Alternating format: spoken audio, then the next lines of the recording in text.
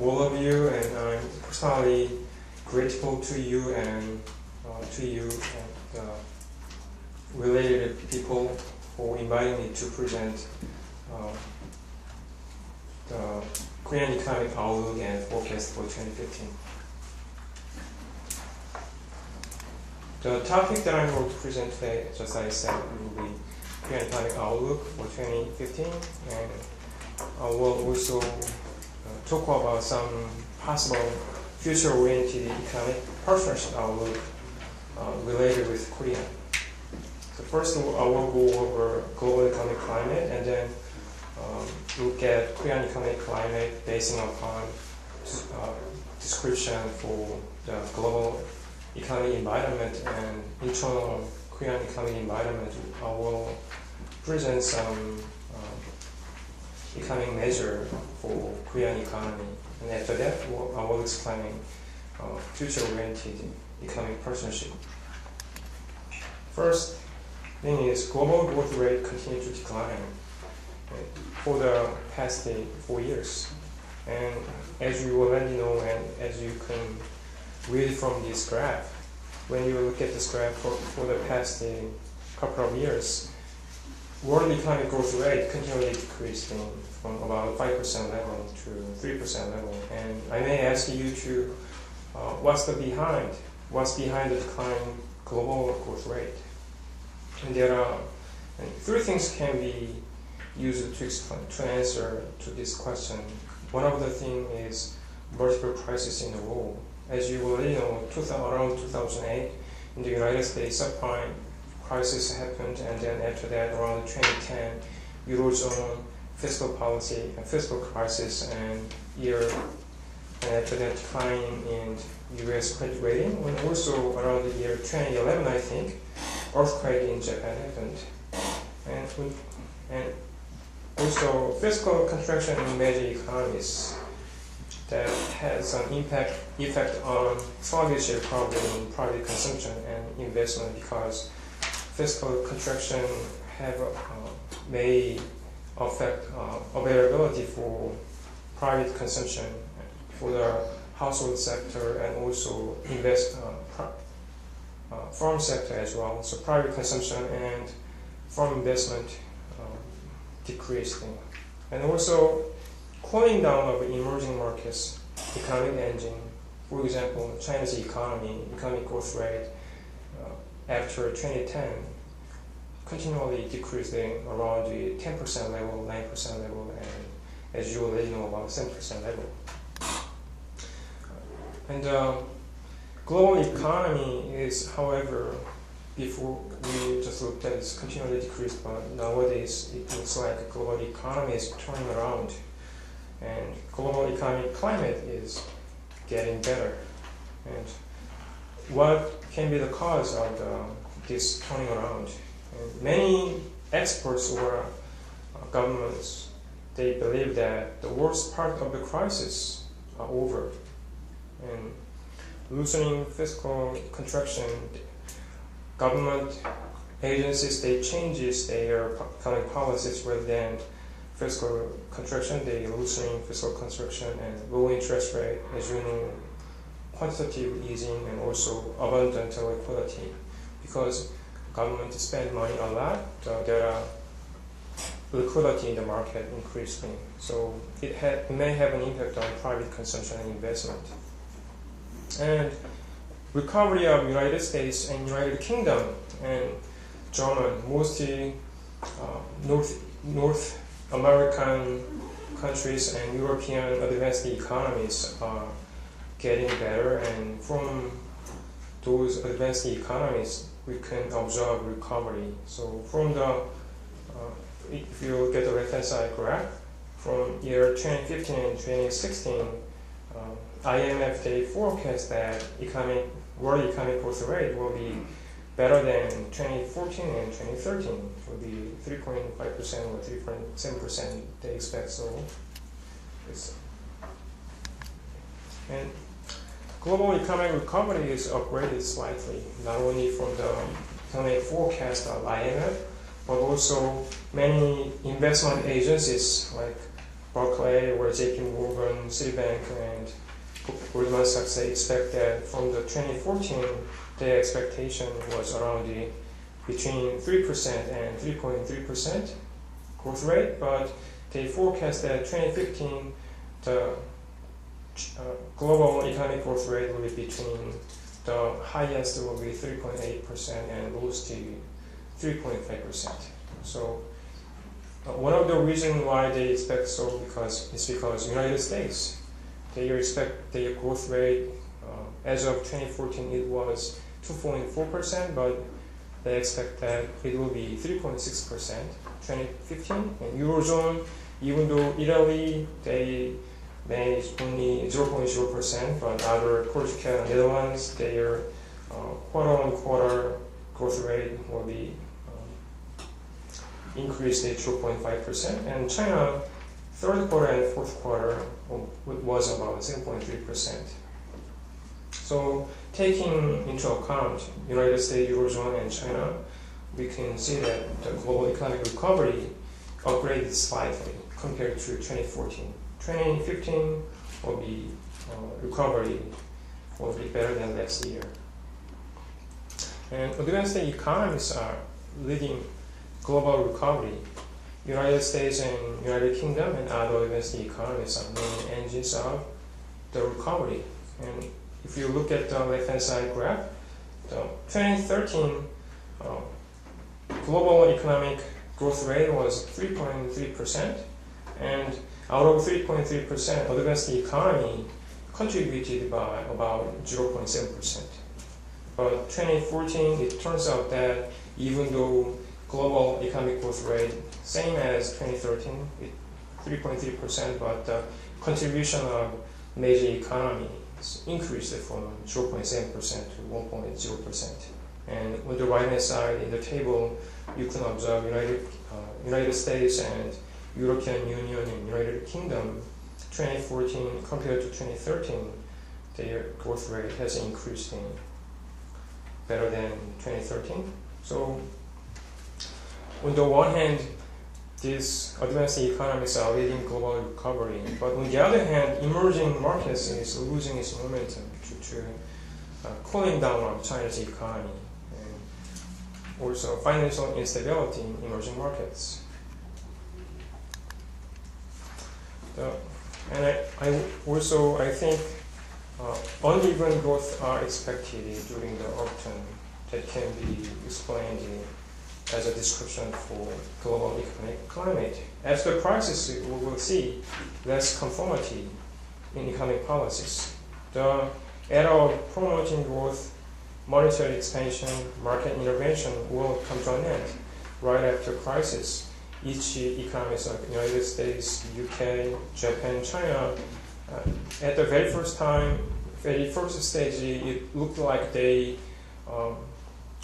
economic policy was more or less the same, or we can see that the economic policy was brought into balance. But after the crisis and after time passed, their growth policy, some countries like United States and United Kingdom maintain current economic growth, and they start to contract in terms of fiscal spending, and also at the same time they change their, as you know, they want to stop their quantitative easing, and in terms of monetary policy, they execute exit plan, United States and United Kingdom.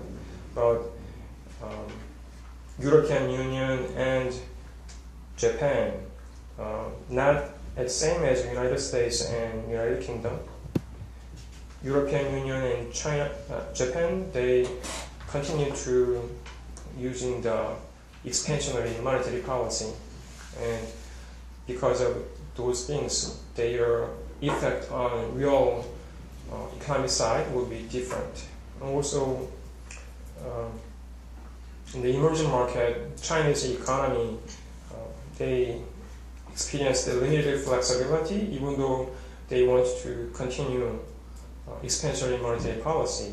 And as you know, Chinese government nowadays more focusing on structural reform, especially anti-corruption policy. So some economies are more focusing on structural transformation, and the other economy think the crisis is over and they want to conduct exit plans. So taking into account these things, among major economies, their economic policy show that there exists less conformity in economic policies. And the question is, can we get back to the pre-crisis level? One concern is that new normal may become reality. Here, new normal means before the global financial crisis in year 2008, as you see from this picture, the left-hand side picture, the level was about greater than 5% economic growth rate. But after crisis, after 2010, world economic growth changed from 5% level to about 3% level. And global economy will show persistent growth with growth rate being between upper 3% range and low 4% range in the year 2014 and afterwards. And as I just explained, and as you already know, because countries conducted expansionary monetary policy, nowadays they need to do something for de-leveraging to reduce their debt. And that will have an impact on private sector, consumption and investment sector as well. But new normal with lower growth potential might become reality. One of the things is we need to consider here is China. China's economy, slowing down of China's economy will be continuing from now on. And maybe the heyday of China maybe is gone. Maybe China will not go back to the 10% growth level. But however, as you know, China's economy, the size of the Chinese economy in the world is huge. So India may take place of China, but not many countries replace the status and volume of China. So because of that things, and lower growth potential will become a new normality. And one more thing is aging society. Inflection years of working age population. Here, what I mean is working age population, labor force participation will be changed a lot because Korea will be an aged society as of year 2017, which means more than 14% of total population will be aged over 65. And Japan already went into aged society as of 1995, and also China will enter aged society as of 2020. When we're taking into account those things, that will have an impact on consumption. So it will have an impact on lower consumption. So aging society and the changing pattern of China because of these things. New normal, which means global economic growth rate around 3% level will be a new pattern from now on. That I described about global economic climate, and now I will explain about Korean economic climate. The pace of recovery in Korea is slowing down. GDP growth rate records 0.4% quarter-on-quarter in fourth quarter 2014, and poor recovery of the private sector, while external sector are unfavorable. Construction investment shrank quite a lot this quarter, the fourth quarter of 2014. If you look at the right-hand side of the table, on the right-hand side, contribution to GDP and construction investment, the fixed capital formation below that construction investment changed from third quarter to fourth quarter negative 1.4% point. And equipment investment is increased from 0.0% to 0.5%, but fourth quarter investment as a whole in the aggregate economy, aggregated level in Korea decreasing by 0.1%. And export contribution net of its value by negative 0.1% point compared to the last quarter, 1.2% point. If you look at the export of goods and services in fourth quarter of 2014, on your right-hand side, table of the right-hand side is 0.1% point. It turns out 0.1% point growth rate. That means compared to third quarter, fourth quarter, export growth becomes better, but still it is under negative range. So Korea is in still is an export dependent economy, but the role of export growth at fourth quarter of 2014 it was decreased by 0.1%. So because of these things, I think the pace of recovery is slowing down. And export is dampening worse than expected. Export growth 2014 in the third quarter was 3.6%, and 2014 fourth quarter it was 0.9%. But January and February of this year, it turns out that negative 2.0% export growth. If you look at left-hand side graph, then that line shows that how year-on-year export growth changing since last year, third quarter and fourth quarter. You can observe downwards trending, and January and February of this year, it decreased by about 2%. And it is about the growth rate, but even when we take into account average amount of export per day, as of fourth quarter of 2014, it was on average daily export amount was $2.13 billion, but it changed and actually decreased slightly from at January and February 2015, $2.04 billion. As you know, in Korea's export amount is about $500 billion per year. So, but average daily export amount compared to last quarter is still decreasing. And on the right-hand side, when you look at destination, our Korea's trading partner, China, United States, European Union, and Japan, comparing to third quarter and fourth quarter and January and February of this year, except United States, China, EU, and Japan, January and February export growth to this destination actually decreased a lot. Even European Union is about 20%, and Japan about 19%. And export to US only shows favorable mood, but other major trading partner, Korean economic export actually decreased. But however, trade surplus for some reason accumulates fast, even when we take into account decreasing exports. And that can be problematic. Let's look at why I'm saying that way. Trade surplus continues to grow due to contraction of imports.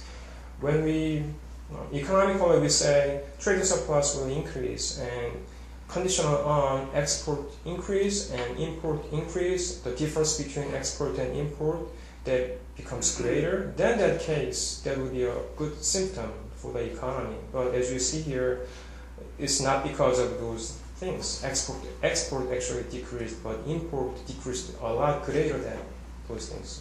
Because of that, the net exports looks like increasing. Trade surplus January and February is $13 billion US, which is about 600% increase compared to last year. And due to the contraction of imports. Exports dropped, just as I explained, 0.9% to negative 2.8%. Export increased 0.9%, but import decreased by negative 2.8%. fourth quarter, but in January and February, exports and imports, both of them are decreased at the same time. But the magnitude of decrease in import will dominate the decrease in exports. So it is partly due to the low oil price, and later I will explain to what extent low oil price have an impact on imports amount. January current surplus hit $6.9 billion US, which is $3.6 billion increase from the previous year. And Korean economic climate, one more thing we need to look is advent of deflation worry. Low inflation prevails with little sign of rise. If you look at this consumer price index and producer price index and core inflation index, the lines show that since 2013, when you look at that, you can observe downward sloping CPI. Since 2013 January, the blue line continually decreased, and producer price index, which is dotted line, fluctuated, but since 2013 January, all producer price index was below zero level, which means negative level. And the red line show that core inflation means inflation level that calculated after throw away the role of agricultural products and petrochemical products, because agricultural products and petrochemical products fluctuated more. We need to focusing on more core goods and services. So when you're focusing on core products, then core inflation level is about 2.3% level. But CPI shows a consecutive slide helped by energy price leveling down, and producer price index enters minus value since August 2014, widening its figure to negative 3.6% level in January. So there may exist in deflation possibility. And the labor market resets a bit to improve. It explains Korean economy as well. Continuous growth of employment stagnated in January, along with qualitative improvement worsening, which means if you look at number of employed workers, the size of an employed worker is gradually downsizing, increasing the number of employed in terms of thousands, about 500,000 third quarter of last year, fourth quarter of last year, 400,000, and this January, January alone, 347,000. And average monthly number of employees, when I making average from since 2000 to all the way up to today, it was 280. So if we compare average number of employees, which is 280 with respect to 347 in January is better than 280, but when we compare the trend, third quarter and fourth quarter trend, number of employees, actually the size is gradually decreasing. And if you look at the table, as of 2014 and 2015 January, the increase in number of employed can explain by different age groups. And age 30s and age 40s. In age 30s, number of employed actually decreased by 17,000, and age 40s actually decreased by 27,000.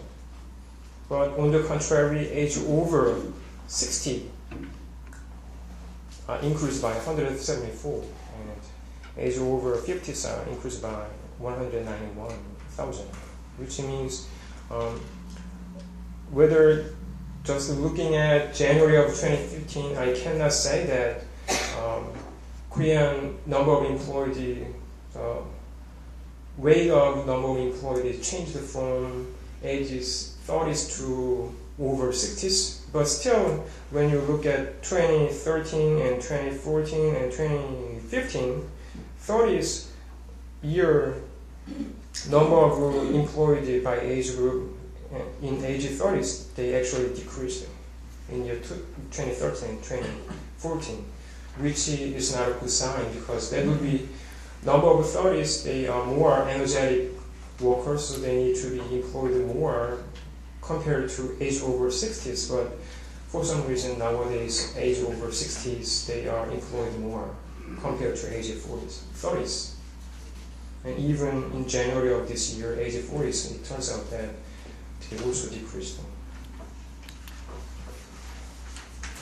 Interest rate also need to we need to look at it, and stepping down at lower levels. Market interest rate on anticipated fall due to the expectation of a March base rate drop, which means before Bank of Korea raised and decreased their base interest rate from 2% to 1.75%. Market were expected that their base interest rate will drop. Because of that, investors behave basing upon the expected level of Bank of Korea base interest rate. And when you look at the right hand side, the long-term and short-term interest rate spread, which is difference between long-term and short-term bills and bonds. Before, during the 2013, from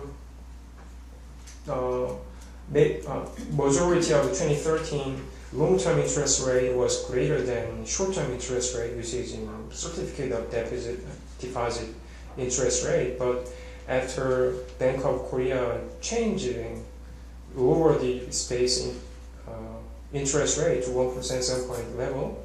Actually, before Bank of Korea decreased basement interest rate level, market response in advance, and there was shift of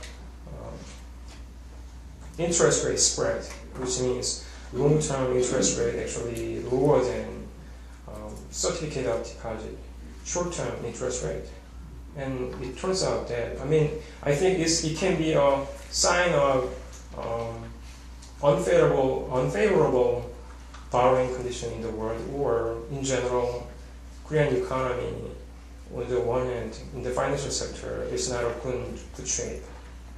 And market interest rate, because of that, is continually decreasing, and nowadays it's 1.75% level.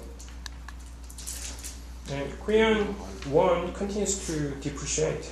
Korean won against the US dollar, exchange rate steepened in January and March. Because thanks to the US solid economic recovery, US dollar appreciated. And there are strong US dollar, but against the US dollar, Korean won.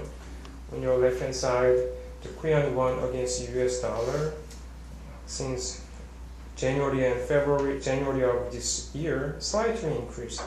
Korean won depreciated a little bit from below 1100 won, higher than 1100 won. Despite Korea's prolonged current account surplus, investor sentiment has not shown enough recovery, because I already told you that there are strong current account surplus. If we take into account the role of excess current account surplus, then Korean won should appreciate. But Korean won has not appreciated a lot because investment sentiment has not shown enough recovery.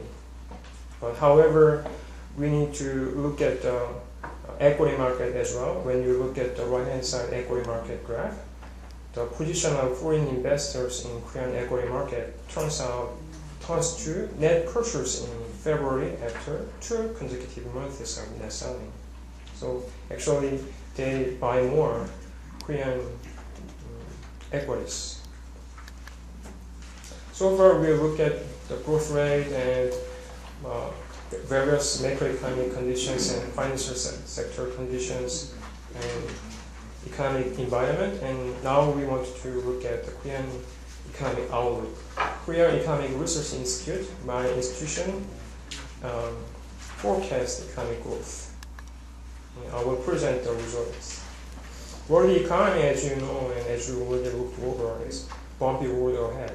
World economy will grow gradually, helped by low oil price, which is good. Positive growth of oil importing countries may be set off by weakened growth of oil exporting countries.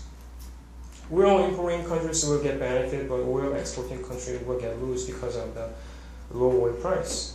Major oil exporting emerging countries and other oil exporters are expected to lose the momentum for growth. And the economic forecast by countries here, China and Russia. Russia, as you know, natural resources abundant country. Their forecast is decreasing a lot from 2014. 2015 will be around the negative 30%, and 2016 will be still below zero. But Euro area and United States will be better. But China also, even though it is high, it will be, according to IMF, they expect that it will be lower than 7%. And global economic forecast may be converts to the 3.5% new normal level. And Korean economic outlook are forecasted basing upon global economic environment, which I just explained. And the one possibility is there will be huge current account surplus. Export 2014 basing upon balance of payment measure. 2014 it was 0.7% increase, but 2015 it will be increased in 2.5%. It's better than last year. Despite sluggish recovery of the Chinese and European economy, export is expected to rise 2.5% in 2015, a slight increase than 2014, helped by the United States upbeat of demand and Korean won depreciation. Import will increase better than last year in terms of balance of payment. Last year it decreased by 1.5%, but this year it will be 0.0% level. Import is recording shrinking since October of 2014, largely due to the plummeted oil prices. Because of oil prices, plummeted oil prices as biggest portion of import commodity goods. As the oil price shows gradual upward trend, the import amount is expected to ride recovery trajectory after 2016. So current account surplus, export increase, import increase, but because of the plummeted oil price, the current account surplus will be record high in year 2014. Nowadays, last year 2014 and 2013, I think every year Korea break the record. Current account surplus is continually increased. This year we expect as well. It will be about $109 billion. And there are possibilities that low oil price provides spontaneous current account surplus. And Korea's annual crude oil import is about 124 million tons. And 1 ton is equal to 7.3 barrel. So, and if you look at the right-hand side, the forecast of oil prices by IMF, they expect that Dubai oil price will be averaging 2014 is about $97, and 2015 it will be about $64. The difference between $97 and $64, that much amount, oil price per barrel will be dropped. That's the reason why we calculate that $97 minus $64 difference is plugged in over there. That difference is times 7.3 barrels times 124 million tons. Turns out that it will be about 300. It will be about $30 billion, which means just because of decrease in oil price, when we import oil, we will pay less amount, as much as $30 billion. And that $30 billion decrease in imports will be taken into account as an increase in current account surplus. $30 billion amount current account surplus will be happen because of low oil price. The third one is about labor market and real estate market. Structural reform of the labor market is expected to enhance labor market efficiency. Labor market reform aims to raise flexibility and security, and we just merge that term flexibility and security and call it flex security. Less regulation on the use of temporary worker.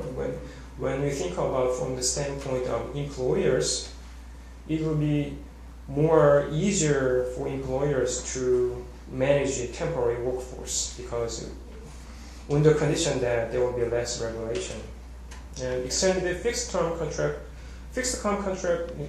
right now is 2 years, but it will be extended to possibly extended to 4 years, and less regulation on dismissal of individual workers with poor performance, which means companies, from the standpoint of employers, they will be more. They will be able to manage their workforce depending on workers' productivity. And from the standpoint of employees, and no discrimination against young, old, or female workers are expected. And working hours and workplace will be more flexible, so more workforce into the labor market, which means women, old, female workers, and female workers, old and young, they may have more incentive to freely join the labor force. So the employer side and employee side, flexibility and security for labor employment will get better. And more money and less regulation in real estate market. Low interest rate dropped 1.75% by Bank of Korea. That will increase more people into housing market. People will borrow more money to buy their own house. And less regulation, unlimited regulation on loan-to-value ratio and debt-to-income ratio, that will have an impact as well. And also low interest mortgage with capital gain sharing option associated with government support, that will help more money will flow into the real estate market. And one more thing we need to look at, that's the possibility of spending on pension. People spend less, but not on items. Nowadays, governments worry that why households and individuals spend less. But even though on the one hand that's true, on the other hand, as you look at this graph, ages among 20s, 30s, and 40s and 50s, they spend more on not on the consumption expenditure, but on more private pension expenditures. They worry about more on the future, so they want to save more to prepare their future. And even at the age earlier 20s and 30s, they spend their money to buy pension. So taking this account, maybe from now on, there will be a higher demand on pension-related product in the market. Spending on private pension has increased by 127% since 2006. So this, taking into account all this possibility as a whole, my institution, Korea Economic Research Institute, we expect that as of 2015, the first half and second half, first half will be 2.9%, and the second half economic growth will be better than first half, will be 3.8%, and annual growth rate will be 3.4%. But facility investment will not as high as last year. From the standpoint of firm's side, facility investment is more important than, I think, construction investment. But facility investment last year it was 5.9%, but this year it's expected at 4.8% level. And instead of that, construction investment will be increased from 1.1% to 2.9%. And export will be greater than last year. And the rest of the measure, I think I already explained to you. For example, CPI, inflation level will be 1% level, and current account balance will be about $110 billion, and Korean won against US dollar around 110 won. And increase in the number of employees about 364,000. So that's our forecast for Korean economy in 2015. So there will be modest economic growth, but there are some other unexpected winds which will blow against the direction of Korean economy. The last part I'm going to explain is when we change the topic out slightly from economic forecast to the trade and investment. Because nowadays Korea, as you know, since year 2004, Korea has focusing on free trade agreement, and nowadays China and Korea trade and TPP, all those things are major external economic changes in Korea. So I will relate future-oriented economic partnership outlook with respect to free trade agreement here. India will lead Asia's growth in 2015 and 2016. And Wall Street Journal, March 35th, I read that they state that a pickup in India and cheaper commodity prices and reviving demand in the West will help support Asia's economic growth. And Asian Development Bank, they expect that India will grow 7.8% in 2015, and next year will be greater than this year, about 8.2% level. And in India, as you know, higher growth is expected due to monetary policy easing and higher capital expenditure on infrastructure projects. On the contrary, China is expected to further decelerate to 7.2% growth in 2015, and 2016 will be 7% level. Even though China, their main official economic forecast is 7.0% in 2015. Developing Asia as a whole will grow 6% level 2015 and 2016. And comparing to other emerging economies in Asia, India will have a higher level of economic growth, and also we can expect that Indian domestic market expansion will be continued.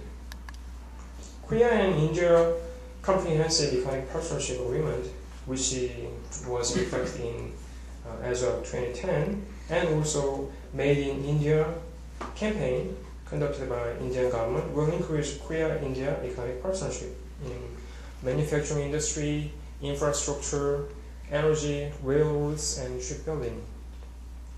Korea-India trade volume has increased actually more than 7 times since 2002 to 2014. As of 2002, it was a trade volume, which is the summation of export and imports between Korea and India. It was $2.6 billion, but it's now about $18 billion trade volume. And India is 8th largest export partner of Korea and 21st largest importing partner of Korea in 2014. Right?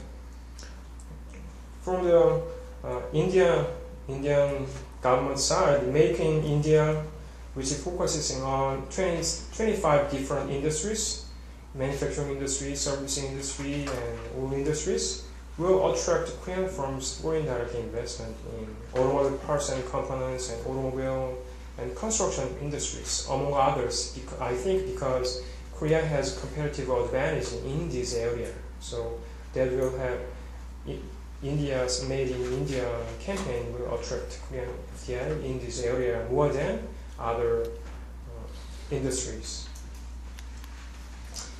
We just looked over India, and now let me explain a little bit about Korea-China FTA and what will happen because of Korea-China FTA. Korea-China FTA error, sooner or later, it will happen. Korean firms will increasingly advance into the Chinese domestic market, I think. Korea-China FTA has relatively comprehensive and higher levels of liberalization in manufacturing, services, investment, intellectual property rights, and non-tariff barriers and finance, communications, etc., services sector.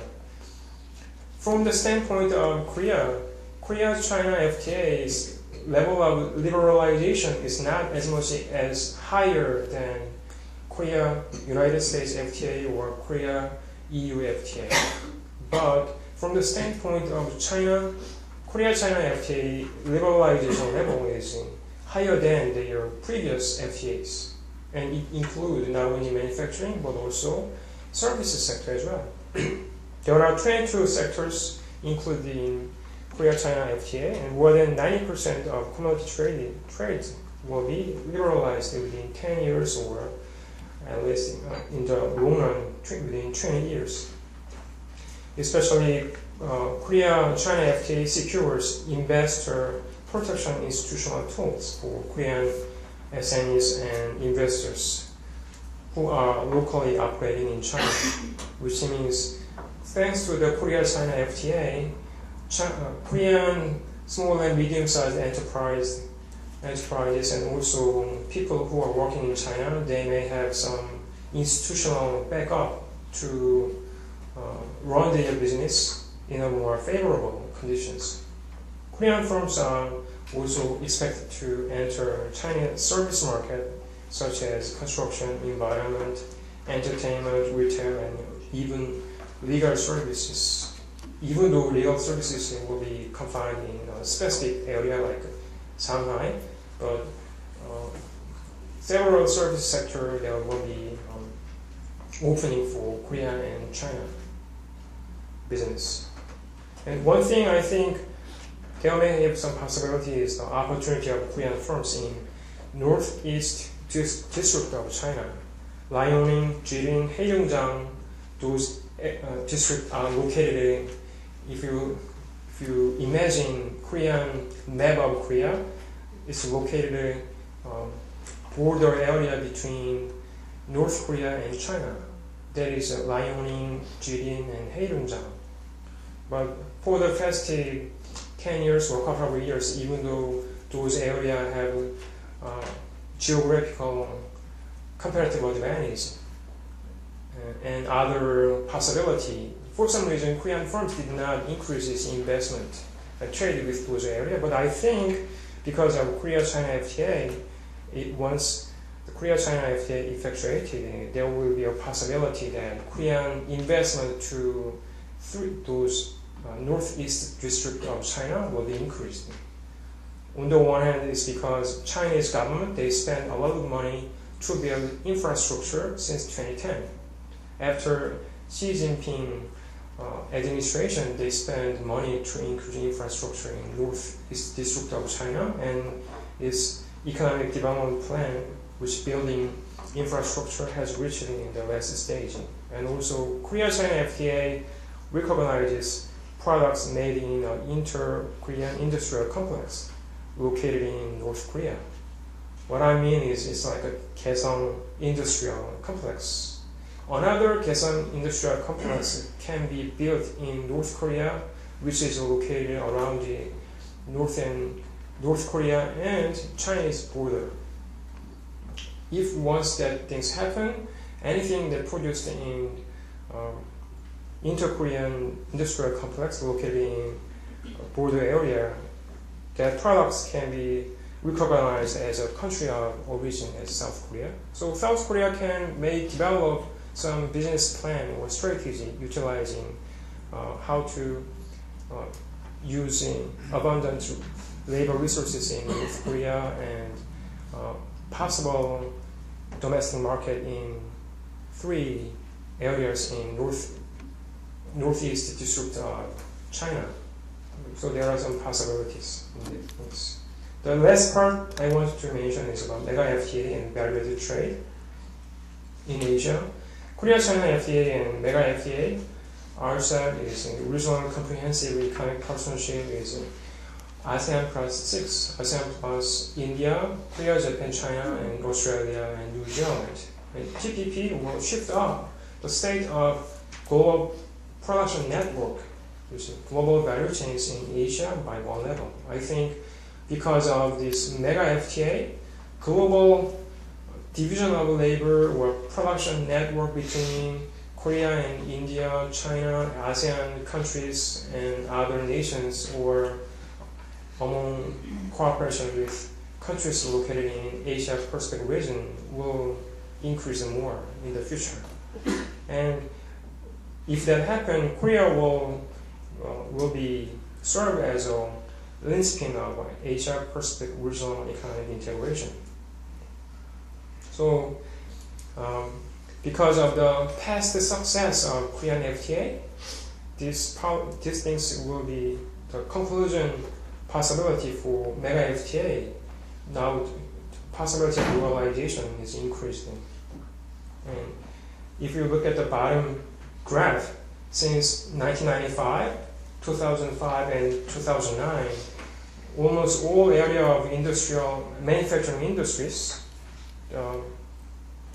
Korea use foreign contents to make its exports, which means, for example, if you look at the electric equipment in the graph, in 1995, electric equipment, about 30% of its parts and components, which is intermediate inputs, they import that things from other nations in Asia or all over the world and use it to make its final export, and then export that one to other export destinations.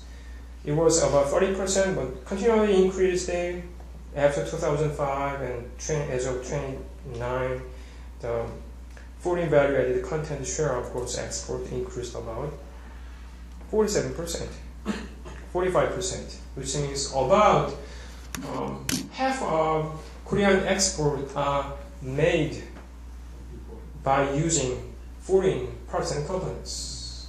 And there are highly complex interrelationship or interrelatedness between Korean manufacturing sector and other countries.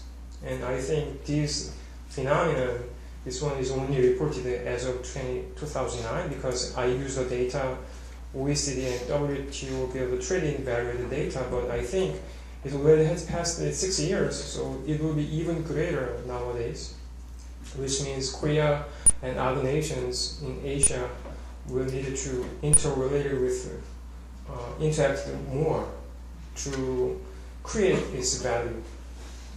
And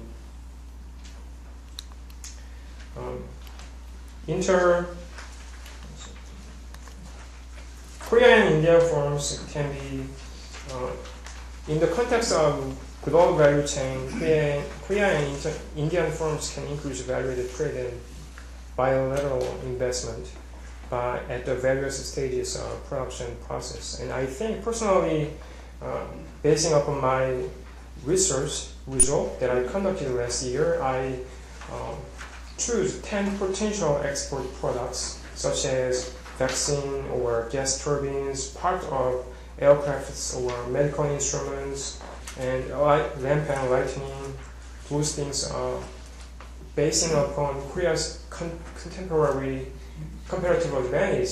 Korea may have possibility to specialize in this area, and these areas are actually high value-added products usually produced by advanced economies. And Korea may able to frontier those 10 potential products related with other partners in Asia.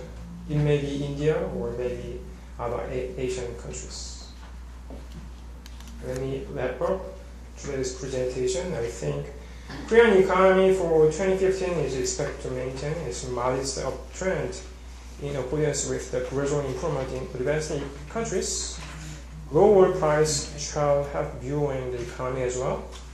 However, structural factors like aged economy, aged society, and I explained several factors, may limit the private consumption, pulling down the growth. Korean households may try to deleverage their debt. Because of that constraint, private consumption may decrease. Despite gradual upturn in global growth led by United States and other advanced economies, a range of downside risks, such as weakening of yen, slowdown of China's economy, and sluggish recovery of European Union will slow the pace of Korean export growth in year 2015. Internally, turbulence is expected on the horizon because households, they will try to deleverage its debt, and also investment sentiment will not respond lively. Because of that, the slowdown, we can expect that there will be economic recovery will be slowed down in the upcoming years. This is all for me. Yeah. Any questions if you have?